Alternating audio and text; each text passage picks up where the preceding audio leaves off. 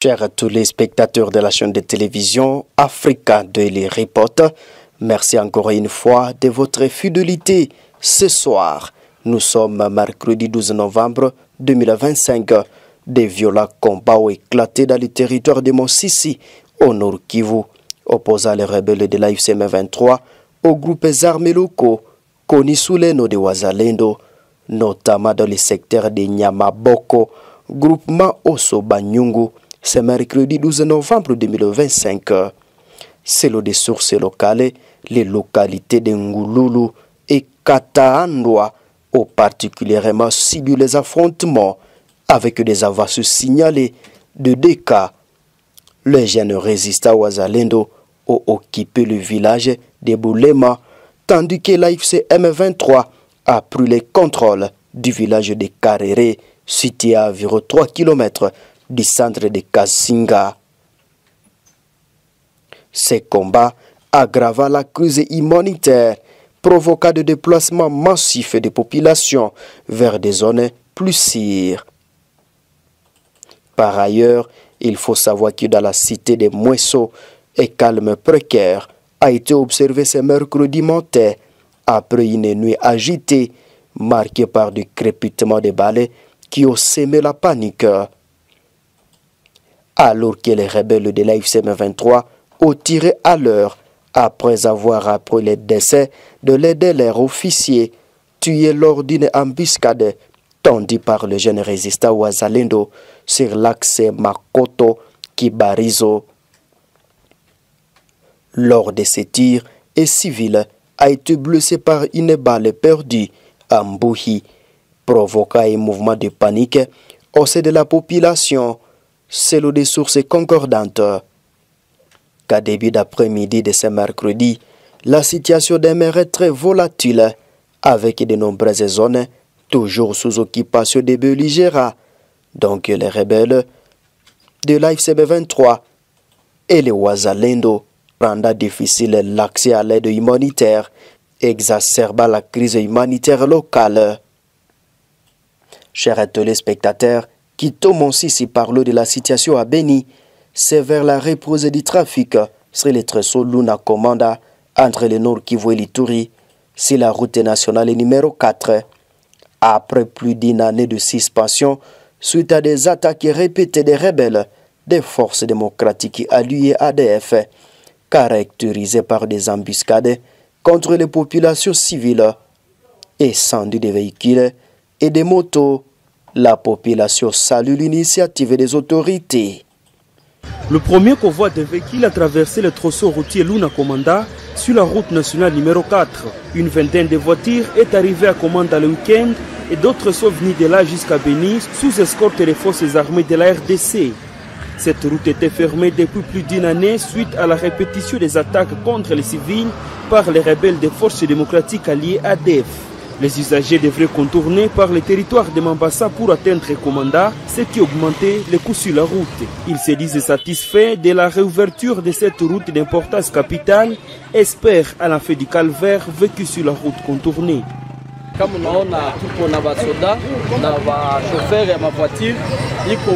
Si vous nous voyez avec les militaires et les chauffeurs ici, c'est l'ouverture de la route de Luna Komanda. Il était momentanément fermé pour des raisons sécuritaires. Mais aujourd'hui, Dieu fait grâce, on nous donne accès à cette route.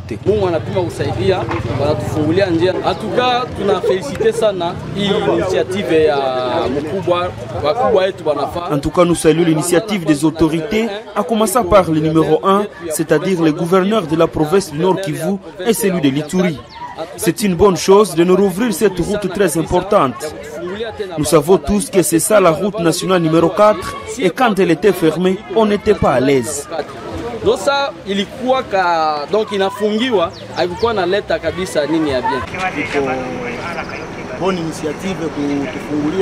C'est une bonne initiative de réouvrir cette route. C'est ça notre axe. Nous passons à Mambasa par défaut. Mais notre axe, c'est Komanda, Luna et Bunia.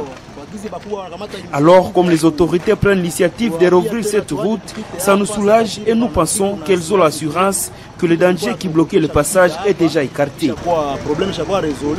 D'après les sources militaires, ce passage était un essai, mais les autorités envisagent de lancer officiellement la réouverture de cette route avec un programme de convoi. Le gouverneur militaire du Nord Kivu, le général-major Kakule Somo Evariste, ainsi que le commandant du secteur opérationnel Soukula un Grand Nord, le général de brigade Mugisa Muleka Joseph, ont mis en place une unité dotée de véhicules pour faciliter l'escorte des véhicules sur cette route, auparavant la cible des rebelles ADF-MTM. Les mêmes sources ajoutent que le passage devient possible sur cette route après avoir délogé, grâce à des opérations menées conjointement par les armées congolaises et ougandaises, des rebelles ADF qui planifiaient des embuscades contre les populations civiles.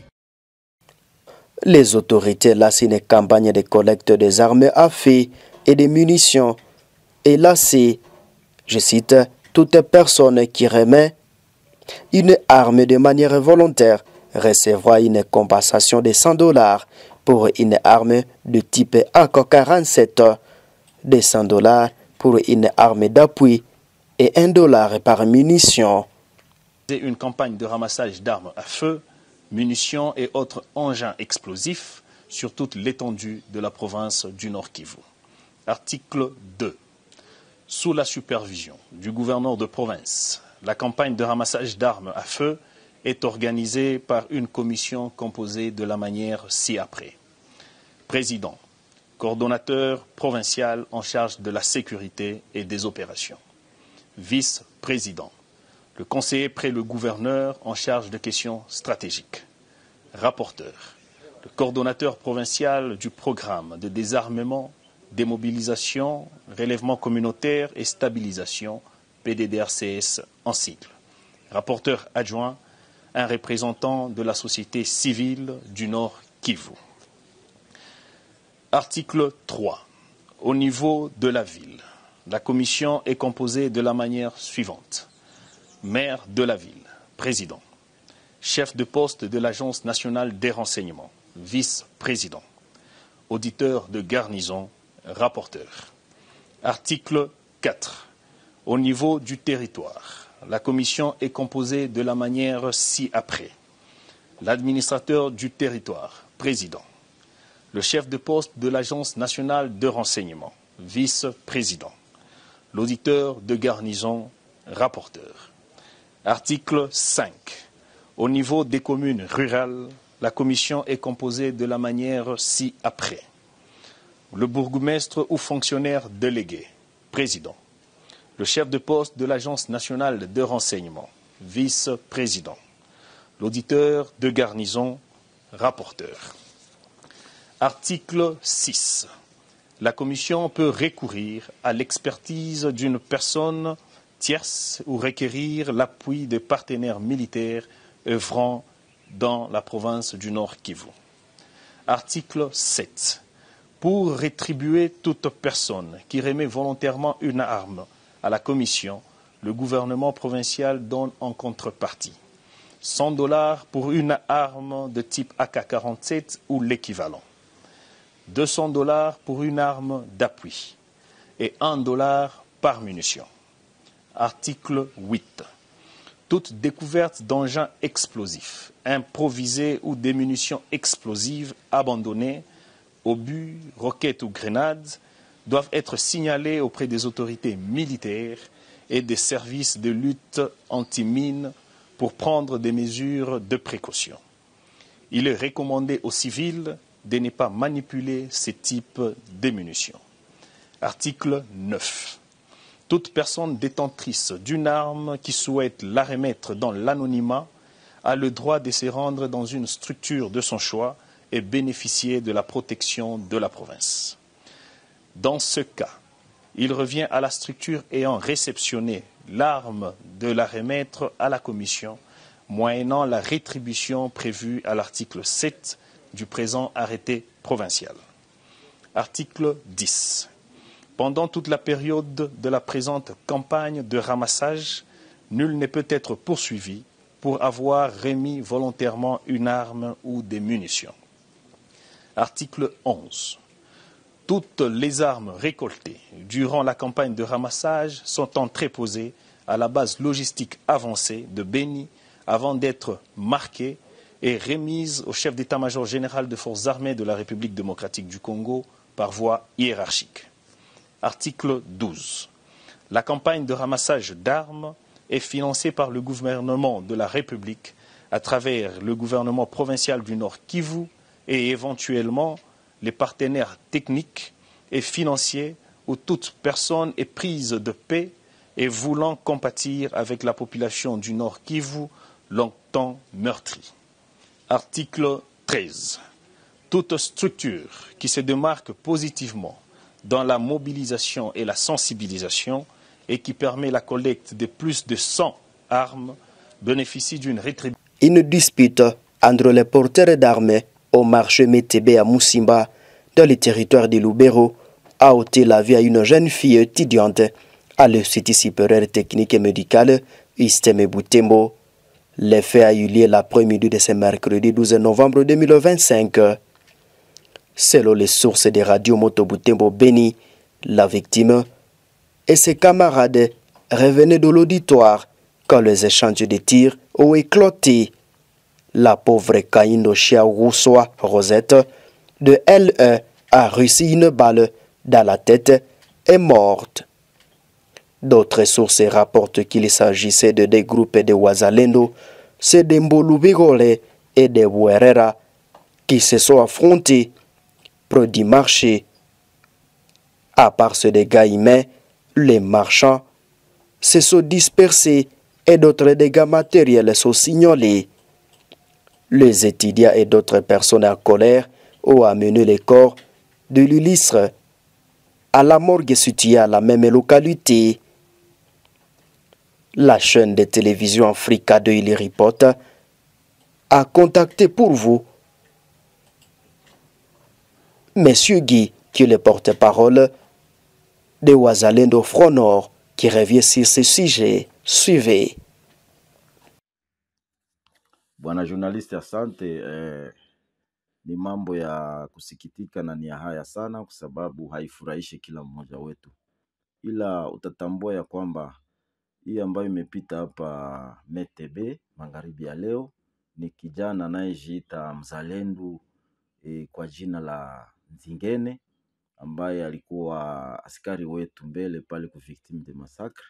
Alafu alishawishiwa hatujue na nani, ndipo akatoka akaenda fungua kundi lake ndogo ambayo inapatikana ngambo ya Veole. Alafu leo waskari wake na yeye mwenyewe walifika Metebe. Walipofika Metebe walikutanana na wale waskari wetu wa victime de massacre ambao wanakuwa Wera. Papo hapo walianza pigana masasi wao kwa wao, na ndipo masasi kwa bahati mbaya ikambana mwanachuo mmoja ambaye anafanya mafunzo yake hapa kuisteme. Hiyo hali haitufurahishe, na ni kwamba tunaprofite kwa hiyo occasion kuambia population kuwe calme. Kuna mipango fulani fulani ambayo tumeandaa kuhusu ule kijana, na kwa jeshi ambayo inaendelea ikituchunga ambao ni wapartenere wa Synergie. Tumewahi kuambia tangu zamani, karibu miezi 4 hii, tumewaambia kwamba ule kijana waendelee kufuatilia kama anafanya kazi na nani na nani anamsukuma, kwa sababu adui anaweza akatumikisha kila mmoja wetu. Ndio maana serikali tuna uhakika ya kwamba itajiimplike mwile jambo, na tutashikaza hiyo mambo isionekane au isitendeke tena mwile eneo, kwa sababu population imeteseka siku mingi, na tulikamata silaha si kwamba ni kutatiza population, lakini ni kuchunga raia na mali yake, hasa sana kuzuia adui M23 na ADF asiingie nyumbani mwetu. Hivi huyu bwana Nzingene atafyekwa, na tuna uhakika ya kwamba hii mambo haitaendelea tena kupitikana au kuonekana kwa eneo ya Musimba na Wera. Tunawashukuru, na ilikuwa selili ya communication ya Synergie. Tunashukuru.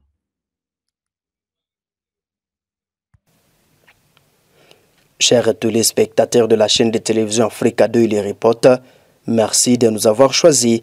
Si c'est la première fois de nous suivre, ne manquez pas de vous abonner sur cette chaîne pour ne rien rater d'actualité. Au revoir.